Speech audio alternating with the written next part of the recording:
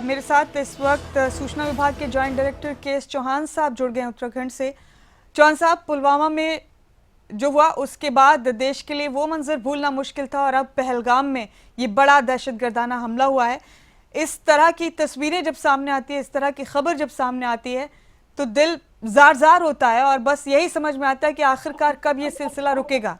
चौहान साहब ये निश्चित दिल दहलाने वाली खबर भी है और ये चूंकि हमारे जहाँ पे घटनाक्रम हुआ वो लगभग हमसे 5 किलोमीटर दूर था और हमको भी लगभग 5 बजे वहां जाना था घूमने के लिए परिवार के साथ। तो जब हम सुबह 10:30 बजे श्रीनगर से पहलगाम पहुंचे तो लगभग 1 बजे हम पहलगाम में पहुंचे। होटल में चेक इन करने के बाद अब वो बेताल वैली गए 4 बजे और 5 बजे हमको जहाँ जिसको मिनी स्विट्जरलैंड भी कहा जाता है वहां जाना था, लेकिन बेताल वैली में ही हमको ये पता लगा कि ऐसी आतंकवादी घटना हो गई है।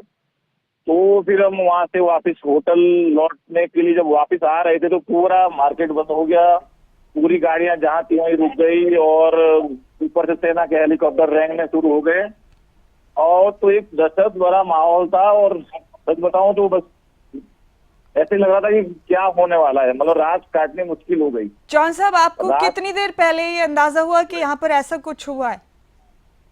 ये लगभग हमको जो पता चला लगभग 3-3:15 बजे के आसपास हमको ये पता चला है और शायद ये घटना लगभग 2:30 बजे हुई, बट हमको 3-3:15 बजे मेरे को देहरादून किसी की कॉल आई कि टीवी में कोई न्यूज चल रही है कि वहाँ पे वैसा आतंकवादी हमला हुआ है। तो जो हमारे पास लोकल एक ड्राइवर था उसने ही बोला, उसको भी उसी समय जस्ट कोई खबर मिली कि ऐसी बात हो गई है।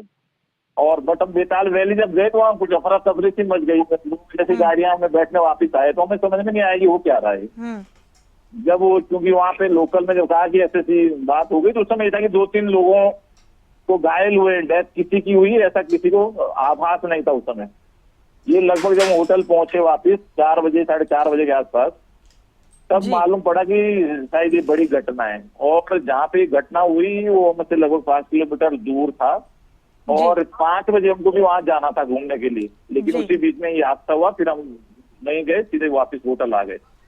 चौहान साहब, जो टूरिस्ट इस हमले का शिकार हुए, क्या उनमें से किसी के परिवार वालों से आपकी बात हुई? किस कदर खौफजदा थे? वहाँ का माहौल उस वक्त कैसा था?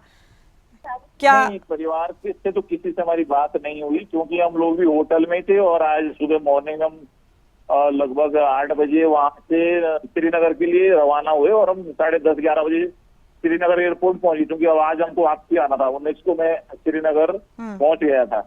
तो उनसे तो किसी से बात नहीं, बट जो वहाँ लोकल पब्लिक थी, लोकल पब्लिक इस घटना से बहुत ही विचलित थे। उन्होंने कहा कि हमारा पूरा जो टूरिज्म है उसी पे हमारी इकोनॉमी उसी पे चलती है, हमारी रोजी रोटी वही है। और इस घटनाक्रम से उनका कहना ये था कि 1 दिन के लिए नहीं बल्कि 2 दिन के लिए नहीं, सालों तक के लिए हमारा जो ये छीन गया एक प्रकार से। वो भी बड़े दुखी थे, व्यतीत थे। और टूरिस्ट के अंदर जो टूरिस्ट से बाहर के आए हुए होटल में भी रुके हुए थे तो सब डरे हुए थे, सहमे हुए थे। जी, आपने ठीक कहा, ये डर, ये खौफ लाजमी है चौहान साहब। जब इतनी बड़ी एक दहशतगर्दाना वारदात को अंजाम दे दिया जाए, टूरिस्ट जो मासूम लोग होते हैं जिन्हें किसी चीज़ से कोई मतलब ही नहीं होता, जो सिर्फ अपनी छुट्टियां बिताने वहां गए थे, किसने सोचा था कि अचानक से इस तरह से हो जाएगा। बहरहाल आप सुरक्षित हैं, ये जानकर खुशी हुई, आपका परिवार सुरक्षित है, ये जानकर खुशी हुई। लेकिन जो लोग चले गए चौहान साहब, उनके परिवारों के लिए कभी ना खत्म होने वाली तकलीफ है ये। बिल्कुल, निश्चित रूप से उनके लिए तो पूरे देश की विनम्र श्रद्धांजलि है और साथ में शायद उन्होंने खोया वो वापिस कभी नहीं मिल सकता है। किसी का पति उसकी पत्नी के सामने गोली मार दी जाती है तो ये बहुत बड़ा एक हादसा हम बोलेंगे इसको। भगवान ना करे कभी ऐसा देखने को मिले और सुनने को मिले। जी शुक्रिया चौहान साहब, बात करने के लिए बहुत बहुत शुक्रिया आपका।